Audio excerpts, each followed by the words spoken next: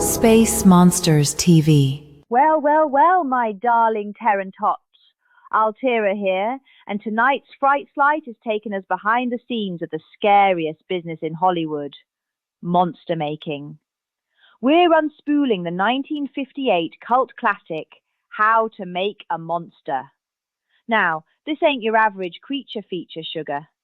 This is a peek behind the curtain at the real monsters, the ones who create the nightmares for the silver screen. Meet Pete, a veteran makeup artist who's been bringing ghouls to life for years. But when the studio suits decide to give him the boot and replace his monsters with teenagers and rock and roll, the horror, Pete decides to really show 'em what a monster can do.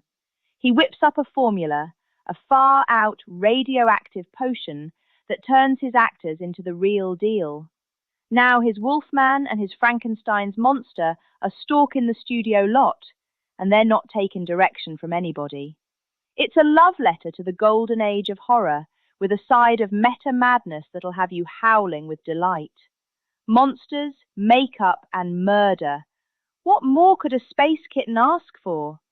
So, grab your passion pit snacks, settle into your favorite cemetery plot, and join me for a Fright Flight that's going to show you exactly what goes into making a monster and what happens when you cross the wrong makeup artist.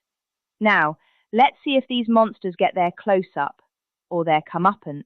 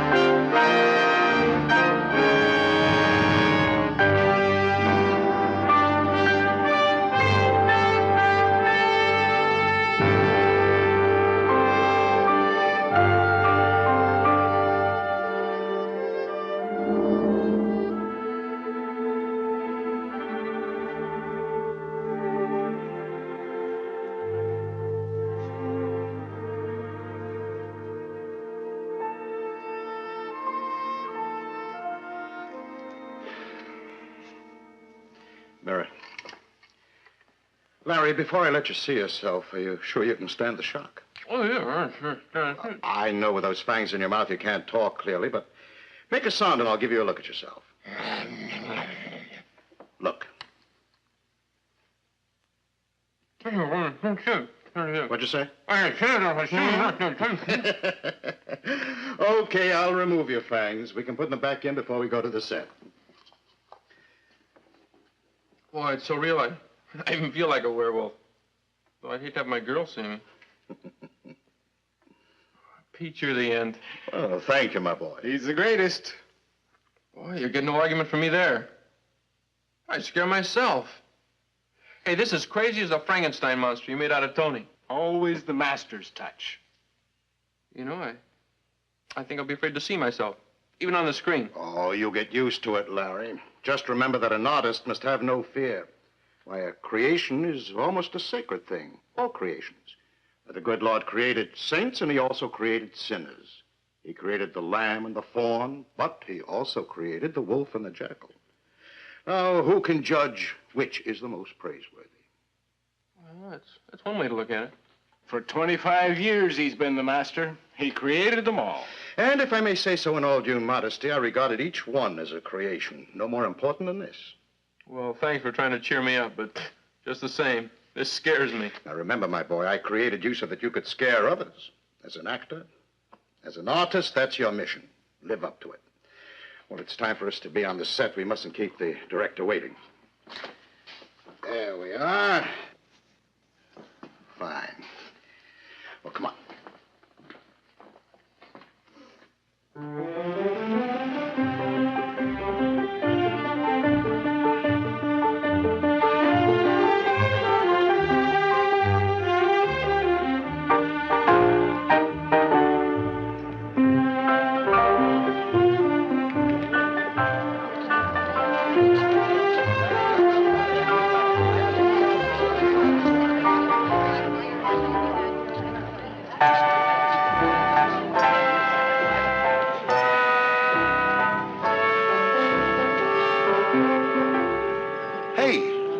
What about him?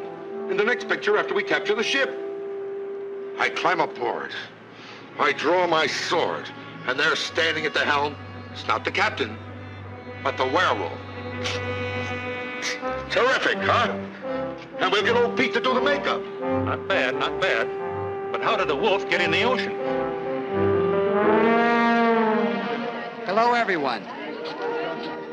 Our first stop will be on stage 3, where they are now shooting Horrors of the Black Museum. Folks, I think you're in luck. The big scene of the picture shoots today. Now, if you will all stay together and follow me.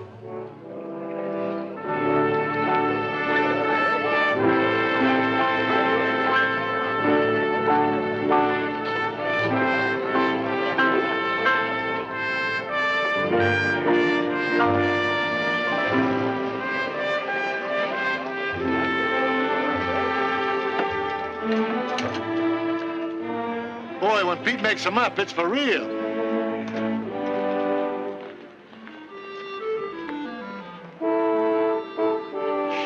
Well, at least we look normal. Don't we, though?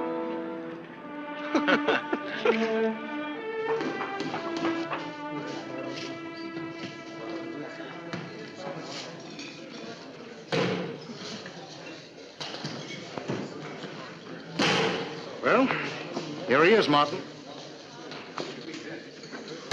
Great, Pete. Just great. Exactly what I wanted. This is as good and ferocious as your Frankenstein monster. Well, thank you. Get Tony out here. I want to see how these two beauties look together.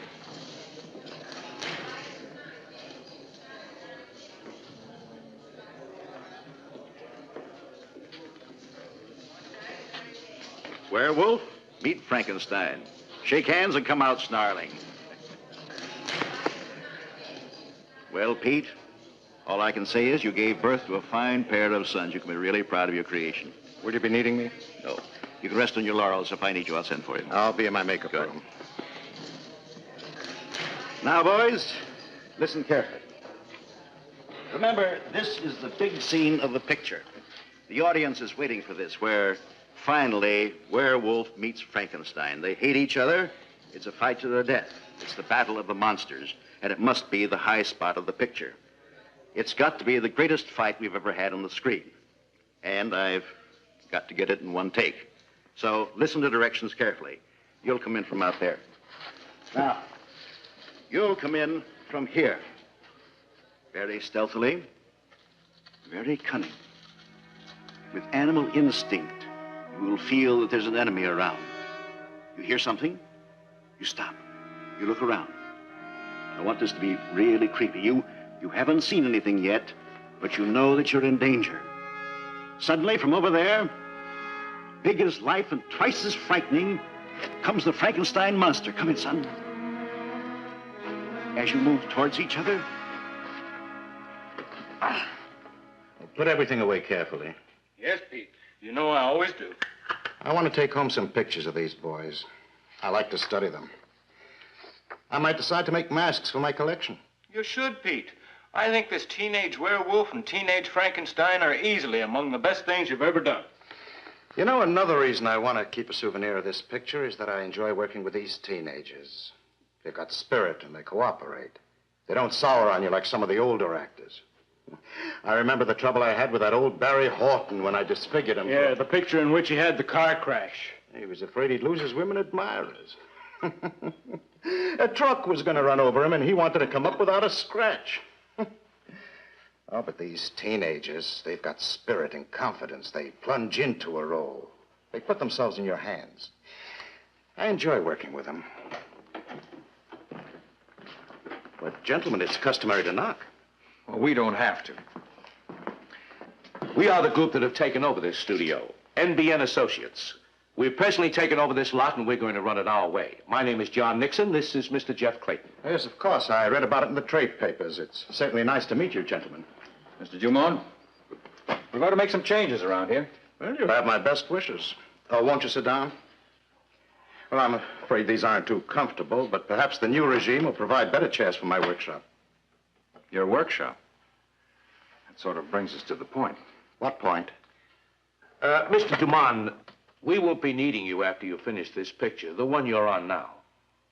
Not need me? Yes. Monsters are finished. They're coming out of your ears. Saturation. A horror cycle is over. People want to hear music. They want to laugh. They want to see pretty girls. There's no doubt about it. Monsters are finis. I heard that 25 years ago when I created my first werewolf. It saved the studio from bankruptcy. Now, look, I didn't come here to discuss this thing or to argue it with you. That is the decision of the big brass. It's mine, too. Yes, but, well, it's a wrong one, if I may disagree. Why, even psychiatrists say that in all these monster pictures, there's not only entertainment, but for some people, therapy. Well, you know we never get over our childhood fears of the sinister, the terrifying faces we see in nightmares. Well, through these pictures, we can live out our hidden fears. It helps. You live them out, but not on our payroll. Like Mr. Nixon says, people want to see escape pictures nowadays. Musicals, jokes, pretty girls. Yes, but The decision is final. Now, instead of giving you a cold pink slip, I came to tell you in person. It's the human way. certainly is. And we'll allow you a week's severance pay. No, thank you. Keep your severance pay. I don't want your charity. This lot, this room, has been my home for 25 years. Now that you throw me out, don't try to soften the blow with a few cheap dollars. I'll leave when this picture is finished shooting. Okay. That's the way you feel? Turn down money. Maybe you've been living too long with monsters. Sometimes I find them better company than humans. Pete, what are we going to do? I don't know yet. But one thing I do know for sure, they're wrong and I'm right. I'd stake my very life on that. And before I leave this lot, I intend to prove that I'm right.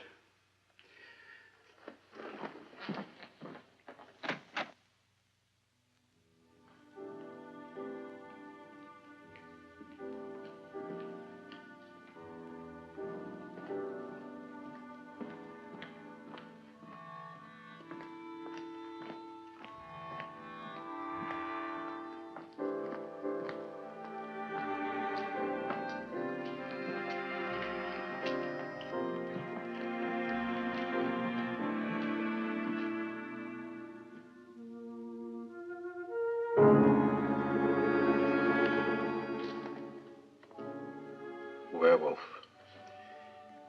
Frankenstein. They want to put an end to us. They say we're through. There's gratitude.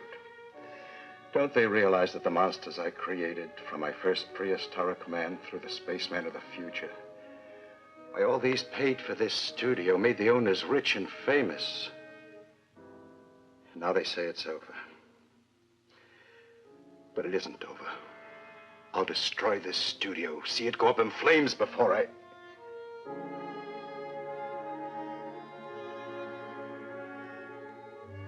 No. No, I'll destroy them first. And I'll use the very monsters they mock to bring them to an end. Pete. Huh? I heard voices. Only mine. You were talking to yourself? Not entirely. I was reassuring my children that I won't let them perish. That I'm going to stop these men from destroying us. But how? I'll show you.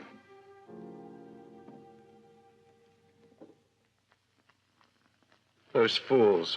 They think a monster is just put together with glue, hair, putty, foam rubber. They don't realize that a monster, even on the screen, is human and must be infused with a spirit by his creator. Why, if I didn't believe in my creations, they wouldn't believe in themselves. That's why they can throw fear into the hearts of spectators. Pete, what are you putting into that? I'm blending a new ingredient with a foundation cream. It's my own discovery. If they knew how many long hours I experimented with different chemical agents to get better results. Do you remember the time I accidentally added Novocaine? Of course. James Duncan, prehistoric man, couldn't remember his lines. No. Not until I released him. When I ordered him under hypnosis to remember, he did.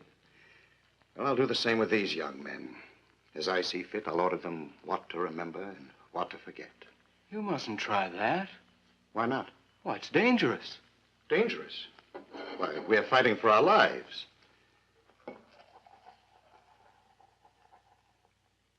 Now, this enters into the pores and paralyzes the will. It'll have the same effect chemically as a surgical prefrontal lobotomy. It blocks the nerve synapses. It makes the subject passive, obedient to my will.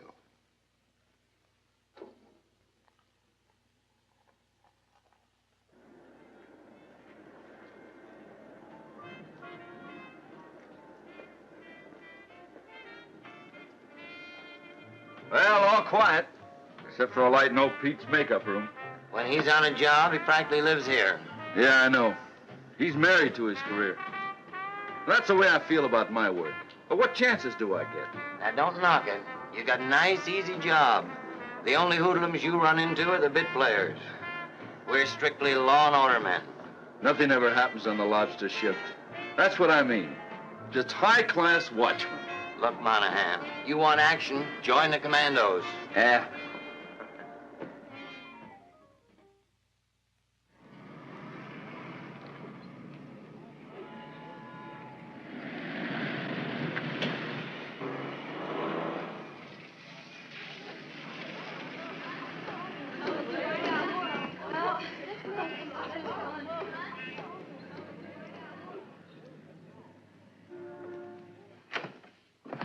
What do you say, Peter? Sit down, my boy. I'll put you in a massage, Pete. I'm glad to see you're in a cheerful mood. Boy, you're not. You look bugged. How would you feel if someone pronounced a death sentence? Are you serious? You should be, too. It's no longer any secret. The new owners of the studio have decreed no more monsters. My job is done. My career is over. Well, actually, that's not too bad for me. I've had my days of glory and triumph. I suppose I'm an old man who should be able to face the end. But this also means that your career is over, too. I thought that was just a rumor. It's an order. One order can destroy both of us. Tough. But I guess my agent can get me another part. I don't want to discourage you, my boy, but I know this town, this industry. I've given my life to it. The first question a casting director asks is, what was your last part? Well, in your case, the answer would have to be werewolf and werewolf meets Frankenstein. Yeah. I can hear the casting director as if he were in this very room. Sorry, nothing in this picture. But see me when the monster cycle comes around again. Oh, I begin to read you. Don't forget, Larry, the people who've seen you, your fans, don't know your real face. The only hope you have for a future is here. I guess you're right, Pete. Oh, I know I'm right. Well, what can we do? I like that question.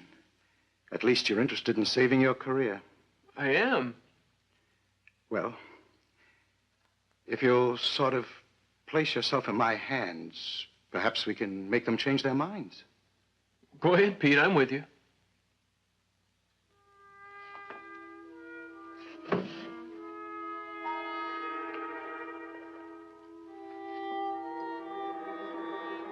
Larry, this foundation cream has a new firming agent in it. Something that I perfected.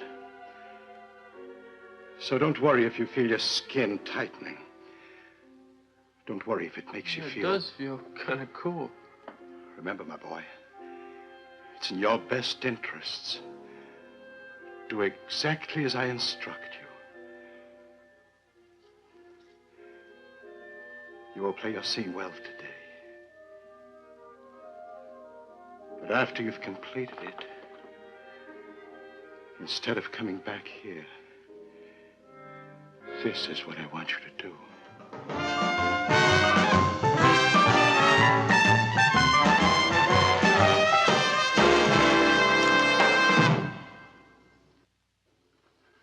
Well, congratulations, Banks. The rushes are fine.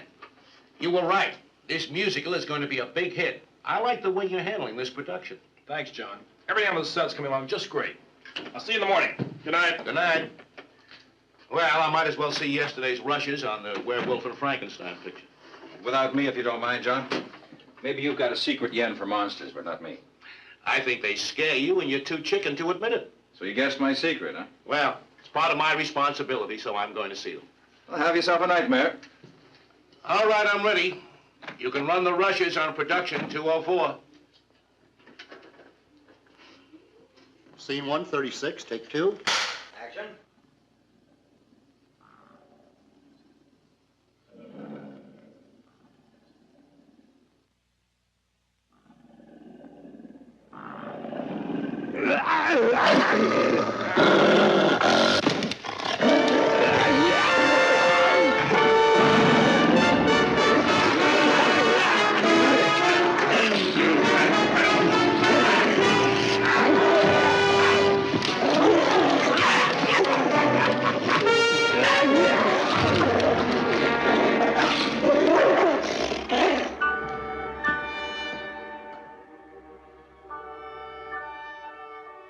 Now, you're sure, my boy? Nobody saw you. And you did exactly as I told you? And you came back exactly as I said? Good. You'll forget this after I wake you up. You won't remember a thing afterwards. You...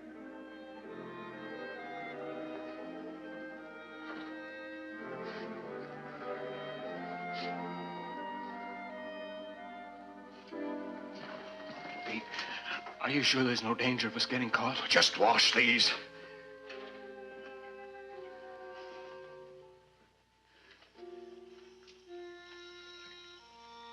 Now wake up, my boy.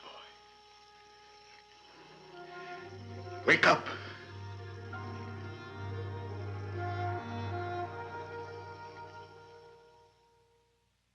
Now, here he is, Doc. See what you can get. Now, tell me what you know about all this. Don't leave anything out. Already told you, I ran the rushes for him on 3 pictures. What time? Beginning about 8, that's when he reserved the room. Did you see anything, hear anything? All I could see was on the screen. All I could hear came from the soundtrack. Especially the last one. 2 monsters beating each other's brains in. And then? When the picture was finished, I put the house lights up, then I put the film back in the can, and I went home. My work was done. The cop on the gate, Richards, he checked me out. Okay, you can go. Hey, did you see this? Glass in his wristwatch is cracked. Stopped at 8:34. And that fixes the time of the murder. What do you make of it? Well, pending autopsy findings, I would say that he was attacked from behind by someone with fiendish strength. Neck is broken. And that the attacker, like an animal, inflicted sharp wounds on the neck. Looks like fangs to me. I'd say that the time of death is fixed by the time the watch stopped is reasonably accurate. So what do we have to do? Look for a monster? You don't have to go very far. I think that they make them to order right in the studio. We're not talking about actors. We mean a real monster.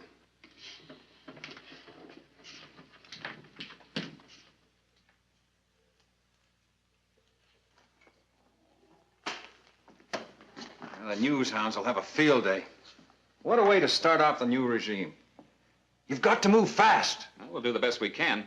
The PM didn't help us very much. All it established is that he was strangled and his neck was broken. That could have been done by a human, but he was also clawed and bitten. That part is inhuman. I'm not interested in your speculations. I just want results. Nixon was my friend. You know, it's one thing when an Eastern hoodlum comes out here to cut in on juicy California territory and the local mob turns him out. But when an Eastern executive is killed in the West, in his own studio on his first job, maybe you can help us. I'll be glad to. Any way at all. Did he have any known enemies? Not out here. How could he? And certainly not enemies. He may have had rivals for his job, but they wouldn't resort to murder. In the entertainment business, the mortality rate is fast and high enough. You have your eye on a certain spot, all you need is patience. So wait a little bit. You're bound to get your turn. Well, did he antagonize anybody out here? No, not in that lethal way. Naturally, we pink-slipped about 100 at the studio. We had to. Still cameramen, flax, maintenance men, secretaries, makeup department. But that's not unusual when a new regime moves in and takes over. And yet it throws an awful lot of people out of work. Some of them may not like the joke. It's just one of the hazards of the industry. Besides, they'll all get jobs immediately. They'll be absorbed by TV. And you don't know of any enemies he had out here? I'd say he had none. Well, we'll put every man we can on the case. Just bear in mind that we want this cleared up as badly as you do. A Hollywood murder is okay on the screen, but not in the studio.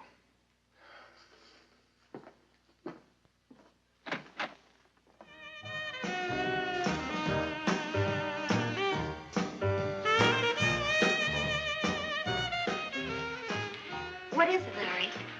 Don't you feel well? I kind of black out, huh? I don't understand. I start to weave, and then I black out. This is something new. No, I just feel this way since... Look, maybe you gave your all to the part of the werewolf. Now you don't have any strength left. You may have something there. In the last scene I was in, I had to try to escape, to get away from the police. Arlene, I still feel as if I'm running. I don't know what I'm running from, but I am running away. Maybe the reporters and police upset you. No. They just looked around, took a few pictures. They barely spoke to me. Asked me how it feels to be a monster. Then they turned away. I heard them laughing at the makeup like it was something to scare kids. Just the same. I'm still running. Come on, Larry. Relax. Calm yourself. I guess it's only natural if you work hard that you're going to have a letdown. Yeah, I guess so. You better get back in, Arlene, before they chip in and buy me a wheelchair.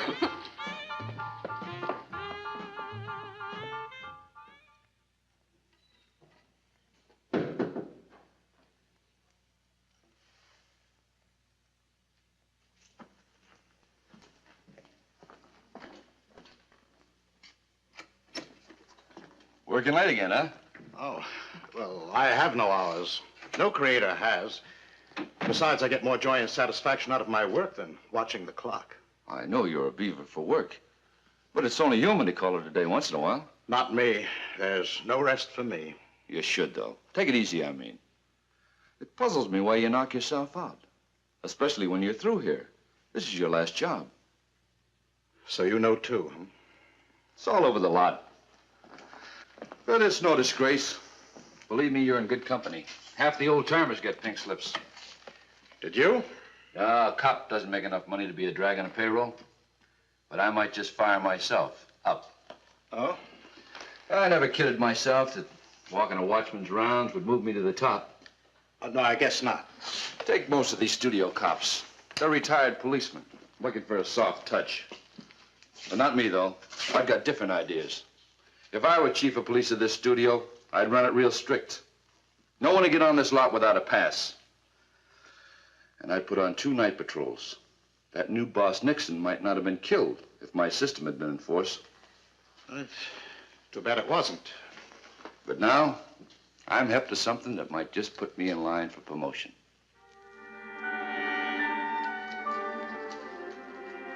Really? Now, take that Nixon killing, for instance. A man gets strangled just watching the rushes. I wasn't satisfied with the way the big brass handled it, so I put some pointers of my own down. I've got them right here in my little black book. Like a real detective, huh? Exactly. Like I think it was an inside job. Someone who knew his way around the lot. Do you suspect anyone? No. But I can give you another for instance. Like you and your stews didn't leave the studio the night before the killing. Well, I often spend the night here, especially when I have a heavy makeup job. Do you realize I've got to be here at 6 o'clock in the morning to get the actor ready for his first scene of the day? Well, so why bother to go home? You don't have to explain anything to me. You can tell it all to Captain Hancock of Homicide. And you can tell him, for instance, that on the night of the killing, you and Rivera left the lot at 9:12. Got it all down here in my little black book. Then I figure Captain Hancock tells the new setup, maybe I get promoted. Yeah, I've got a few other little things written down for him, too. Yes, but why bother? After all, you've already done all they expect of you. Why stick your neck out beyond the call of duty? The security of this lot means a great deal to me. This studio will be here a long time. And someday I expect to be its chief of police. Well, I like a show of ambition, and you've really got it. I'll see you downtown.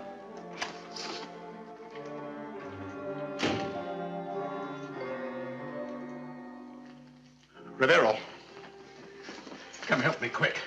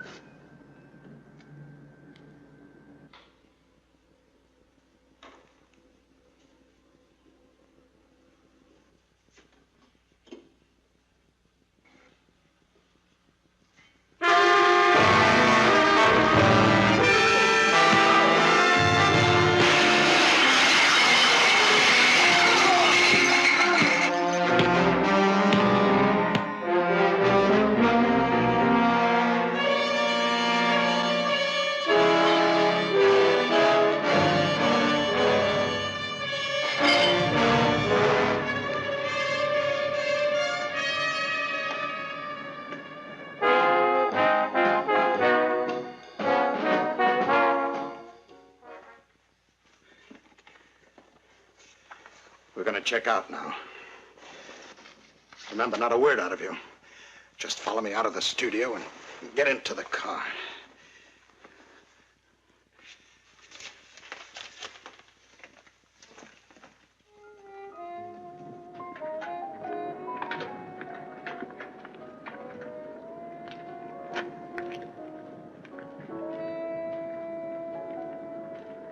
Well, Pete, you don't get overtime for this, although I bet you earned it. Yes, we accomplished quite a lot, but we are far from finished. Just a few hours rest and then back again. Well, Richards, night. Night.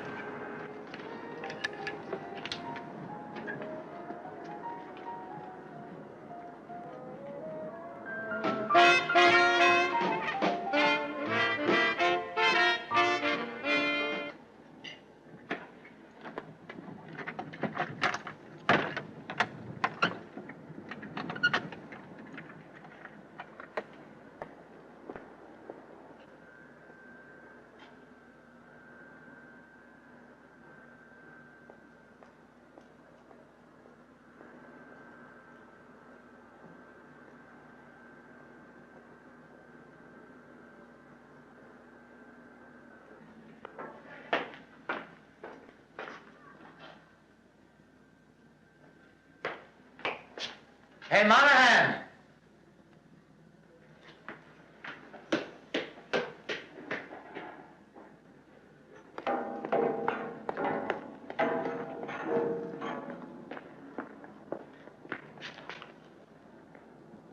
Hey, Monahan!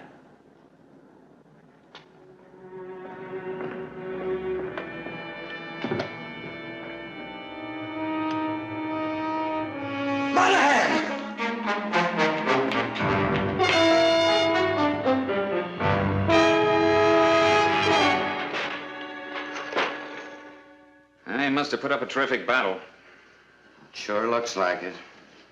I'm surprised I didn't hear a thing. Now, this makes no sense, killing a watchman on his rounds. Unless he surprised the murderer. Well, surprised him in what? As far as we know, nothing was stolen. No dressing rooms were broken into. When did you begin to suspect something was wrong?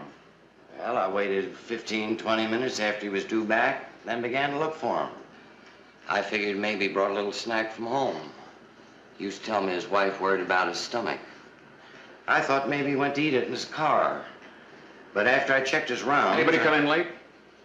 No. Anybody leave? A couple of late shift maintenance men. Pete, the makeup man, with his assistant Rivero. You better get their story. You got an address for them, this Pete and his assistant? Well, not in the booth. Payroll would have it. Anyway, Pete will be back here in a few hours to make up this young actor who's playing Frankenstein's monster. How early? Oh, maybe 6 o'clock. But this Pete, he's a harmless old guy. Just the same, get his story.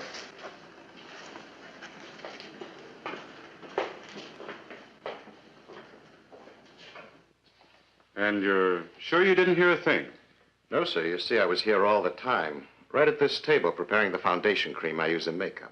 And you heard nothing, saw nothing? If I had, I would have done something about it. He was a nice young fellow, that Monahan. Polite and neighborly. It's a shame. Monsters. Is that all you do? Well, I sort of specialize in them. Have for 25 years. Look, Pete, my kid's having a Halloween party. I think he'd get a big bang out of scaring his friends. Oh, well, bring him over. I'll be glad to make him up as a monster. In the meantime, don't make any sudden trips. The captain might want to see you downtown. Oh, I won't. Believe me, I won't budge until this picture is finished shooting. Now, if you'll excuse me, I have some work to do.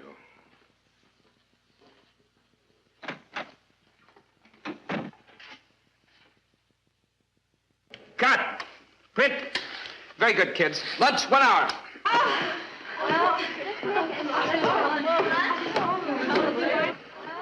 Hey, see what I mean, Pete?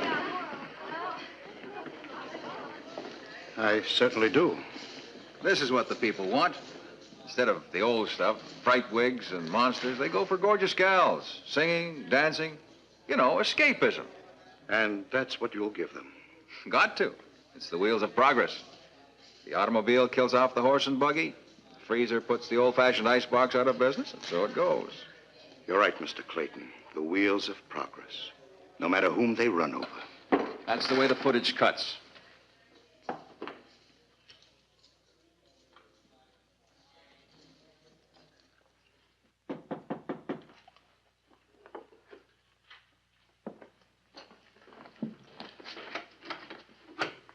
Yes, girls, anything I can do? We're from Oakmount High.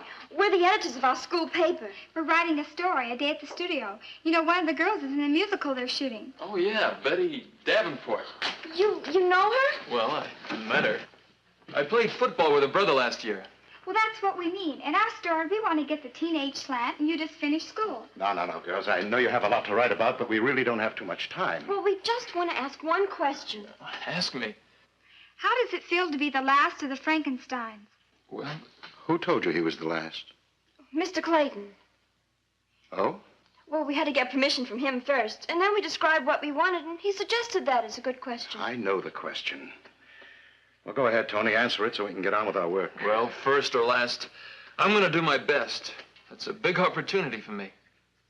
Thank you very much. We'll get pictures from publicity. Thanks again, and good luck, Tony. Bye, Tony. Bye. You see? I was right when I told you they were cutting the ground from under us. Now, remember, my boy, this New ingredient that I put into the foundation cream may tighten your skin. But as I told you, leave everything to me. Now, you'll be great in your last scene. When your enemies come upon you, you'll have maniacal strength to fight them off. And also remember, this maniacal strength will linger in your arms and hands. And with it, you'll destroy your real enemies. Exactly as I instruct you.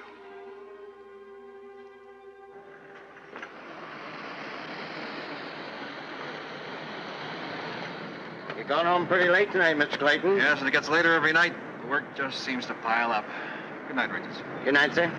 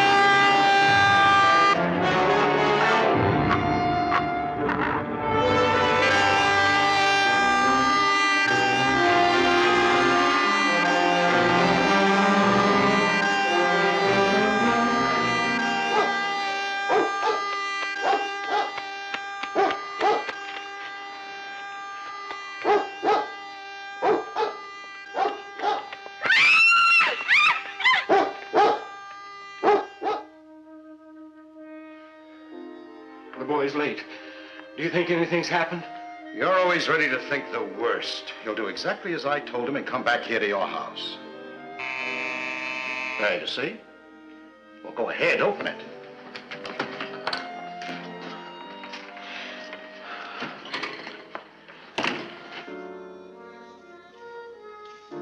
You did well, my boy. And as I cautioned you, you won't remember a thing about what happened tonight. Help me get him out of this.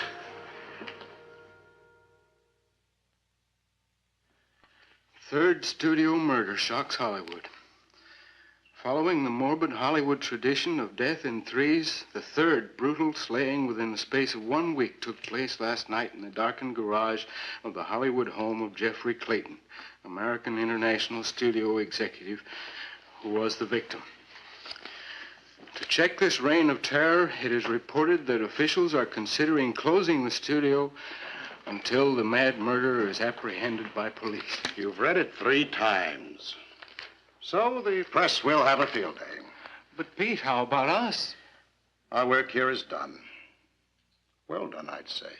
But according to the paper, the studio's closing, and the other studios... Oh, quiet, you fool. A little gust of wind and you begin to shiver. I've taken care of you for 25 years. You won't starve. I'll see to that. Provided you keep your mouth shut. Shut at all times, do you understand? Yes, Pete, of course I do. I never give you any trouble, you know that, Pete. I've always considered you the master, and I was the assistant. And let's keep it that way. A silent assistant. Rivero, you and I have been invited downtown to police headquarters. Police headquarters? For routine questioning. Merely a ride down and back. When we get there, don't open your mouth. I'll provide the answers. Yes, Pete. All right, let's go. Get your hat and coat. Police are very peculiar. They insist on punctuality. I was just going to barge in on you. Me? Yes, you. You're Pete, all right. I don't believe we've met. Well, you're meeting me now. Gary Droves, that's my name. I'm Larry's agent. Larry, your teenage werewolf. I set him from the part with the producer, but that doesn't mean I quit worrying about him. I never forget a client, even though I get them work. Gary Droves is not a flesh peddler. Get it? I don't quite understand. I'm like a father to my kids. Sometimes I don't even take the 10% till I get him a term contract. Now, how do you like that? Very admirable, but I don't see how it concerns me. All right, I'll throw you the connection. You leave my boy alone. Don't you tell him that after this picture he's finished, that he'll never get another job. Getting him work is my department. And Larry's got a great future as an actor, and I'm going to help him build it. And for your information, I've got 3 jobs lined up for him right now, and I don't need to have a truck run over his face to get him more work. Do you understand?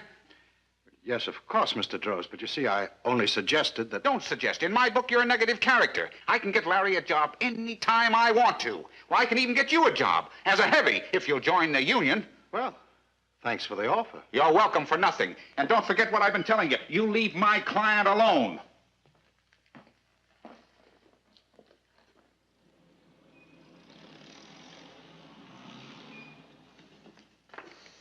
I tell you, Pete, since that maniac's been on the kill, I've had no sleep. Nights on the studio gate, days over here. Yeah, I know what you mean, Richards. It's been a hardship on all of us. Somebody sure had a grudge against those new executives. Well, it would seem that way.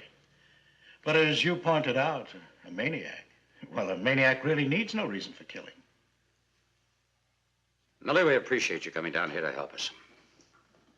Now, if you'll try to give us some kind of description of this monster. Well, Captain, that's as close as I can get to it. A monster. It looked like he walked right off the screen. Big, huge man with one eye out of his socket. Oh, it sure was a nightmare. He hit me and knocked me down. Must have had something in his hand. The blow was that heavy. About what time was it? Well, I don't know to the minute, but I was coming from a picture show, and I took the last bus home to where I work, and that would make it, with walking 3 blocks, about 12:30. Thank you, Millie. We'll probably want you to try to identify this monster from any suspects we pick up. You mean I have to come down here again? Well, I'm afraid so. Well, you call me and I'll come. No man like that should be roaming the streets. Yeah, I'll come.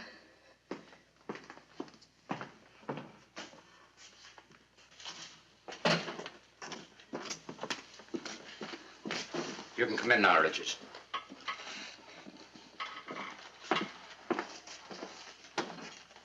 Sit down. Now, last night, as you know, Mr. Clayton was killed. But right now, we want to take you back to the Monahan killing. Yes, sir? Are you sure you're not holding out anything on us? Why, no. Well, you yourself said it was strange that you didn't hear anything. Now, we've been chewing that over. Exactly where were you when it happened? Well, in my booth at the gate. How far is that from the commissary? About the same distance as 2 city blocks. And you mean to say with all that crockery tossed around and smashed in the dead of night, you didn't hear a thing? You think if I had, I wouldn't have run to help Monahan? He was my partner. For years, we teamed together. He was younger than me, but we got along swell. Now, we're not accusing you of any dereliction of duty. We're just trying to get a clear picture, that's all. Well, I didn't have the radio on. Loud? Yes, quite loud. It isn't that I'm deaf or anything. I just happen to like loud music. How was I to know there was a killer loose? It's no crime to listen to the radio. No, I guess not. Now, think of the maintenance men, the grips, the gaffers, even the secretaries. Think hard about everybody that passes your booth in and out. Among all those, any sore heads, anybody with a grudge? No. Lot was run like a happy family. Why, in my 10 years there, not a beef, not a gripe. Just friendly hellos and goodbyes. Why, even at the parties on the set. You know, the usual shindig after pictures finish shooting. A few drinks, some eats, laughs, a lot of laughs. Just one happy family. Yeah, well, it's not happy now. Now, you go back to the lot. Turn the radio off. Keep an extra eye open all the time. If you see or hear anything, if you suddenly remember anything, any suspicious characters you see hanging around the gate, anyone who tries to sneak past you, call us. I will. You bet I will. Thank you.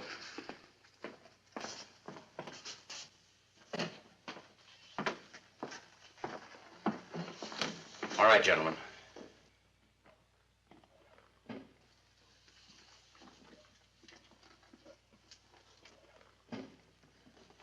I'm Captain Hancock. How do you do? I think you've met Detective Jones. This is Detective Thompson. Hello. Pete, I'll tell you why we asked you and your assistant to come down here. A little while ago, we questioned the maid who was knocked down by a man who might have murdered Clayton. Time and the street, check out. Oh, then you have a clue, a suspect. No, only this. She claimed her assailant was a monster. Well, I suppose any victim of any assault would get delusions about an attacker. No, she was quite specific. She had a good look at him. She claimed he was huge, big arms and shoulders, had one eye out of its socket. Well, sounds rather as if she had hallucinations. Of course, since she was hysterical, I can understand. No, she was quite sure of her description. I buy her story. She made sense to me. Well, gentlemen, what's expected of me, of us? We want your views on it. You're supposed to be an expert. Well, I am an expert. Well, in that case, do you think that some crackpot, after seeing some of your monsters in a picture, I mean. They're playing all over town. Now, do you think a weirdie like that could have tricked himself out in imitation and got carried away? Now, how can I put myself in the position of what you call a weirdie? Why, anything is possible. But in an amateur, the results would be crude. It doesn't take the finished product to commit a murder. I'm no authority on murder. That's your department. As for me, my job is to take an actor and transform him into whatever offbeat appearance the part calls for. Yes, I create a monster, but I don't build in violence. What do you know about all this? Why, nothing. I didn't do anything. You have an opinion, don't you? Rivera wouldn't know anything about it. Let him speak for himself. How long you work for Pete? About 25 years. Well, you certainly should have learned the tricks of the trade by now, then. All I know is I've been a good assistant. But if you wanted, couldn't you make somebody up to frighten people? Well, he told you he was only my assistant. You shut up and let him talk for himself. Sure, he's your assistant. We know that. How far does his assistants go? Now, who do you live with? I live alone. Where?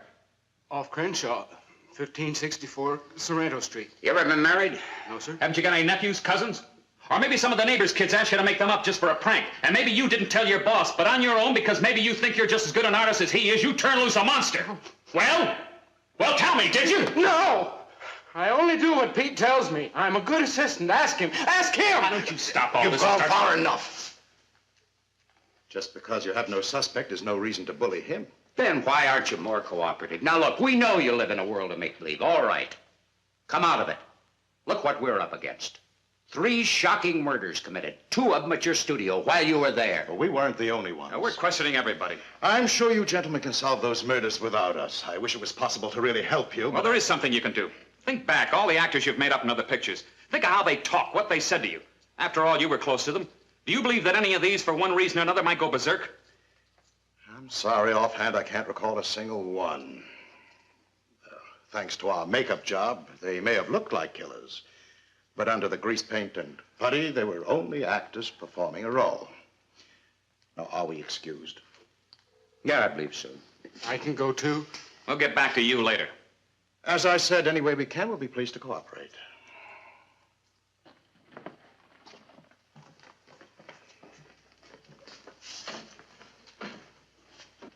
Something weird about that old Pete. And his assistant, Rivero. Maybe that's what comes from spending all your life with monsters. I don't like the way he's under the thumb of his boss. Well, you certainly tried to shake him loose. Were you really aiming at something? Pot shots. Pot shots. I'd hoped that they'd give us something tangible to go on, but I doubt it. They know more about make-believe monsters than they do about killers. Get a grip on yourself. You collapse like a sick calf. The interview is over. We've been questioned. The police are through with us. I'm not so sure of that. I didn't like the way they looked at us, or the way they dig at you, and the way that big fella said, I'll get back to you later. That's routine stuff with all police until a murder is solved, until the case is closed. Well? Well, what? I'm in no mood for riddles. What? Do you think this case will be solved? Well, it nearly was, with your help. If I hadn't stopped the detective from questioning you, you would have told him everything. You certainly were on the verge. You should have seen your face. You were ready to crack, split wide open, and spill everything, weren't you? No, I'd never give you away, only... Only what? Well, when they pressed me to the wall... Is the time to keep your mouth shut. Why did you say I do only what Pete tells me? Why? Well, it's true, isn't it? I do what you tell me. Well, not when you say it in that sniveling voice, and definitely not when you tell it to the police. It's as if you already had it in the back of your mind to betray me and save yourself. No, Pete, I'd never do that. I'd never betray you. I swear I'd never do that. Well, you stay that way and I'll protect you. Anyway, time's on our side. The picture's finished and our work is done. It's done, all right. But there's still the two boys, Larry and Tony. What about them? Well, don't you think the police will get to them? And if they're questioned... Rivero, those boys are still under my control. You'll see they'll be waiting for me at the studio. Now calm yourself. Take after me. See, I'm not the least bit worried. I know I can trust you. And I'll make sure the boys remain under my control. Now get in there.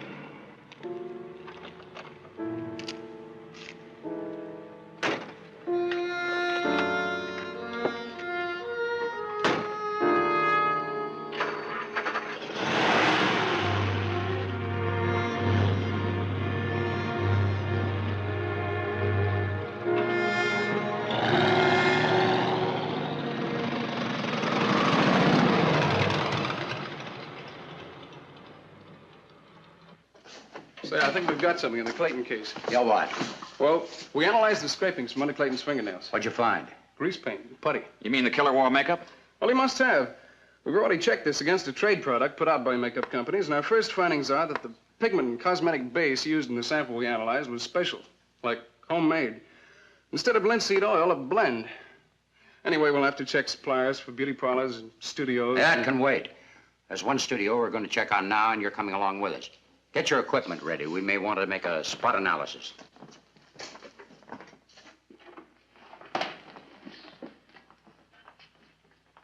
You see, Rivero, they didn't even give me the courtesy of letting me pack my own things. Oh, sorry, boys. We were a little delayed. I hope you haven't been waiting long. Well, no, Pete. You asked us to meet you, and, well, we did want to say goodbye. Of course, but not here. I'd like you boys to come to my house. We'll have a little food, a little celebration. After all, this is no way to end a friendship. Well, sure, Pete, but... Look, you don't mind if we don't stay too long, huh? We both have dates. Fine. Now, how about you boys helping Rivero load the car? Oh, sure, yeah. Pete, we'll help. Well, you go ahead, wait for me in the car. I'll just gather up the last of my stuff, and we'll be off in a jiffy. Okay.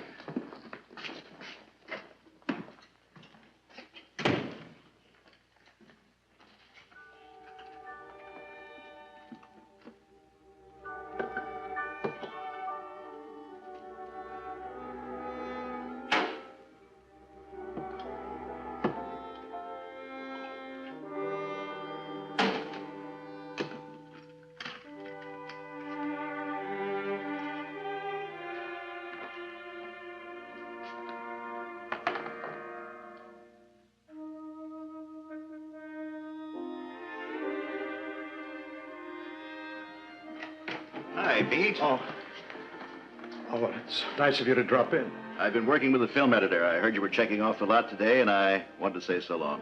Thanks. After 25 years, I'm through. This place has many memories for me. Too many. Pete, I hope we get to work together again.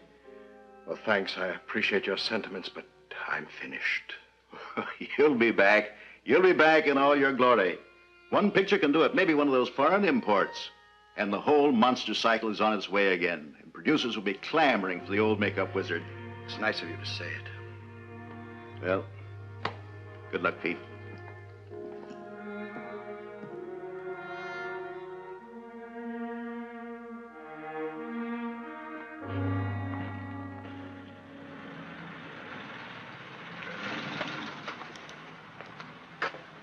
Well, goodbye, Pete.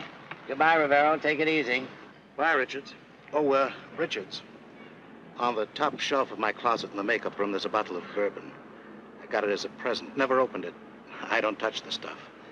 Go ahead, take it. It's for you. Have a snort on old Pete. Thanks, Pete. Bye.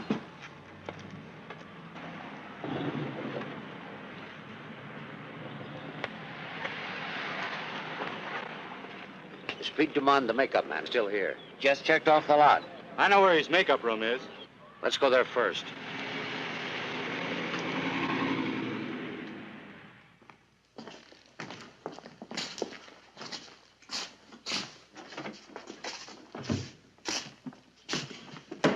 It looks like he took everything with him. Yeah, clean sweep. Except for this. Let's have a look.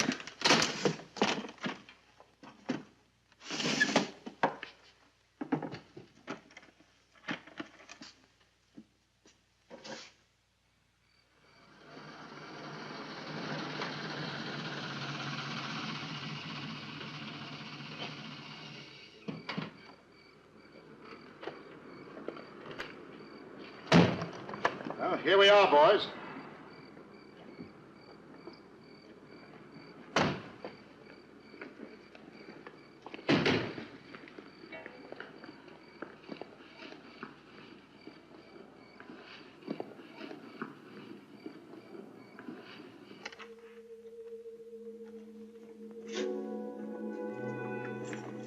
You leave the boxes there, boys.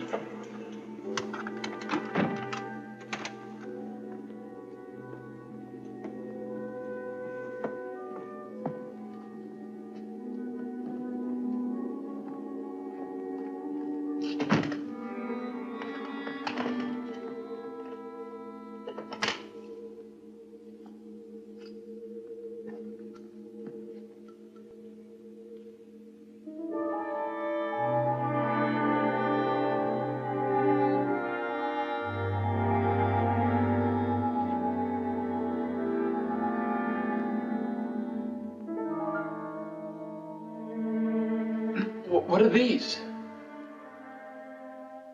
My family. My children.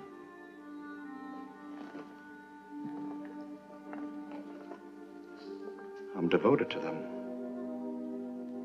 I've arranged them here with great care, as you see. I see. You called them your children?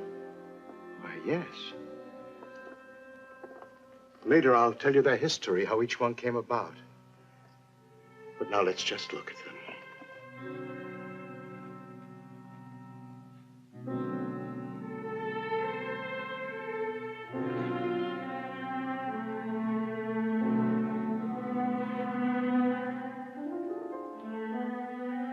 This room is like a cathedral to me. This is where I come when I need help from a source stronger than myself.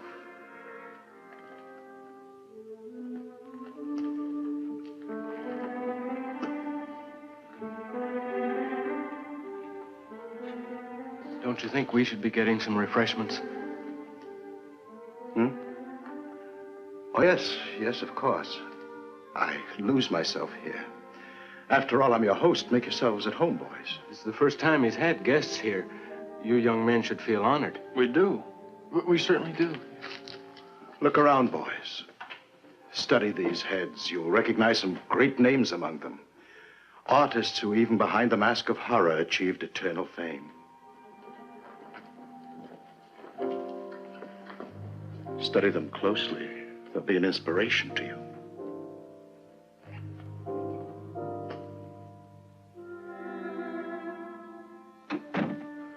Larry, I say we cut out. Oh, man, you saw, you heard.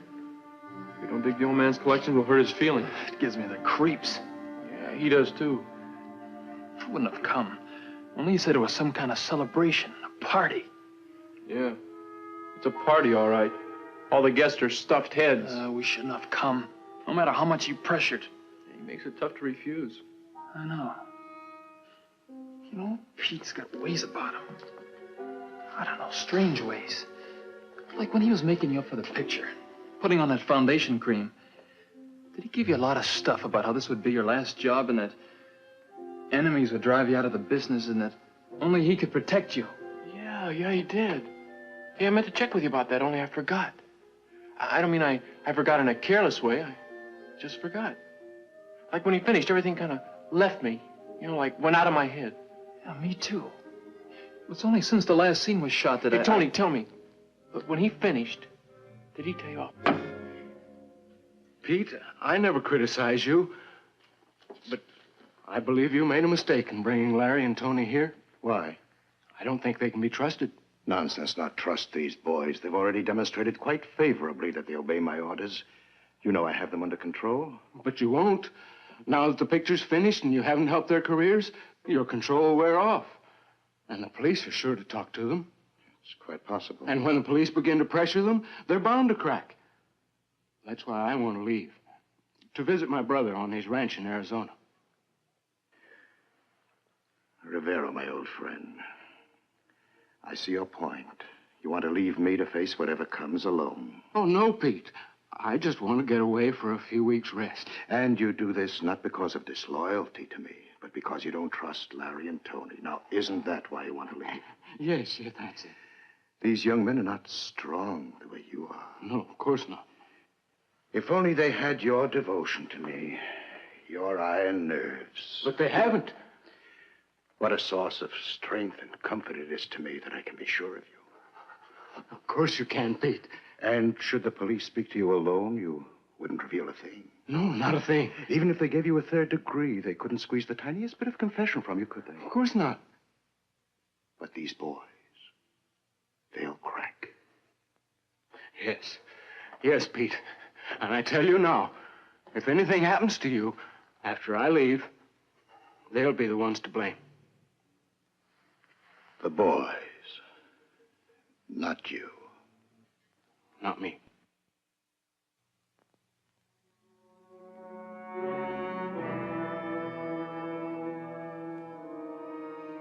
I'll remember that.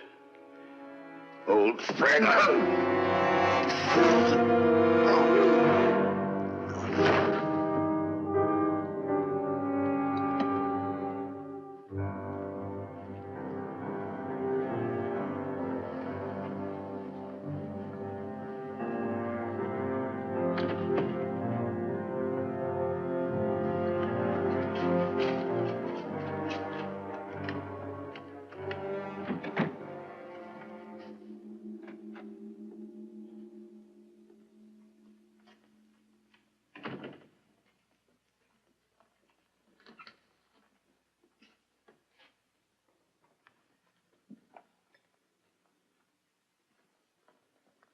Your refreshments, boys. Ahead, you must be thirsty. Yeah, my throat is getting dry. Where's Rivero? Oh, he's in the kitchen preparing dinner. We're not hungry. Not at all hungry. Well, you don't have to bother, and in fact, Larry and me have sort of a, well, dinner date. But you mustn't think of leaving yet. I brought you both here for a purpose. I can't let you go until that's accomplished. What purpose? I have a great honor to bestow upon you. Like what? I intend to add you two to my collection. Add us? How? It's always been my ambition to crown my collection with a werewolf and a Frankenstein monster that I created completely. Soul as well as body. But what about those? They're only images, fashioned from memory. You want real heads on your wall? As real as I can get them. For the present, I only want to take your measurements to get exact replicas of your heads. You've got the stills? Oh, no. No, photographs are not enough. My new additions will be lifelike. Just think, in the years to come, you'll both be up there.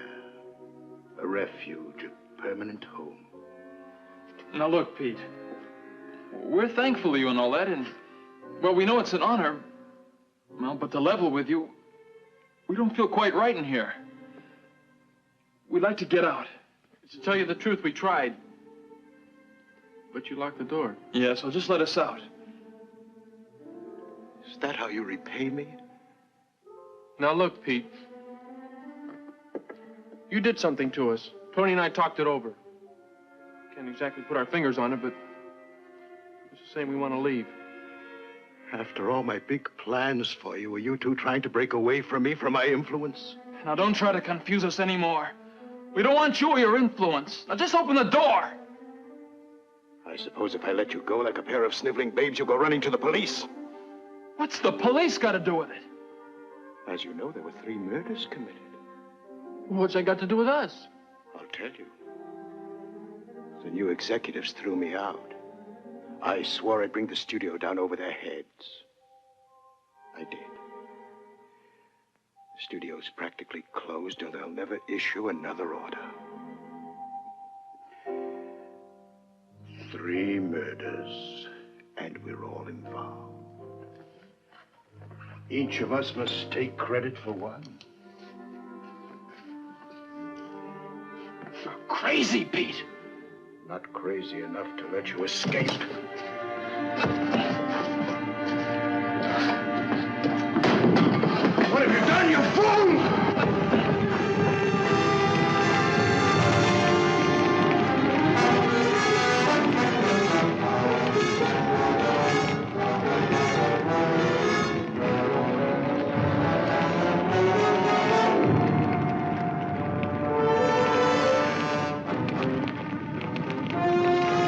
My children! I must save my children! You fools! What did you do? My children are dying! Save my children!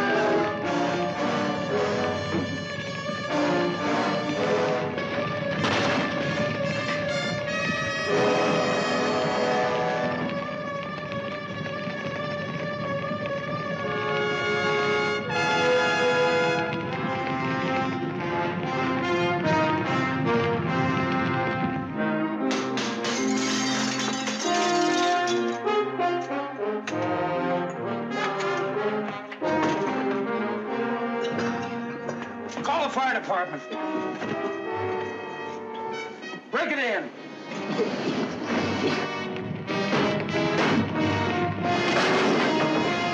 Take him downtown. Where's Pete and Rivero? I don't know where Rivero is, but it's too late for Pete. He's in there.